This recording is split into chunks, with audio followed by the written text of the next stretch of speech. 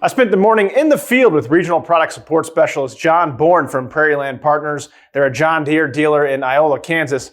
And as John was installing a JDLink Boost on a Fendt tractor, I asked him how precision technology adoption trends have changed in the past few years. And he says he's noticed one big thing, that there's more small farms adopting technology. I kind of feel like the technology is accessible to guys that are smaller scale. And it could be just that those guys that are smaller scale, used to be the age of those guys they're aging out, and then you're having the sons or the grandsons coming in that wants all the cool new stuff, and so they push or they find ways to get the technology so that they can implement it into their 4430s or something like that. They can put a universal steering wheel on it and have a screen in there, and away you go. So I guess the things that I've seen over time is that it used to be just the big guys that had the technology, because it was allowing them to fatigue, do more, increased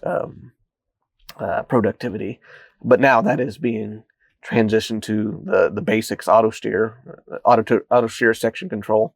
Those are like basics anymore of anybody that's going to have. Now we're getting into Starlink and infield data share, and we're starting to do the automation stuff. So like auto track turn automation, where tractors turn around at the end of the rows, and so that's the newer technologies that typically the newer guys, the bigger guys have, and then we're transitioning, we're filtering that down to little guys. So the auto track section controls and stuff that everybody has now. Interesting perspective there, and we'll have much more from John Bourne in an upcoming Day in the Cab feature on PrecisionFarmingDealer.com.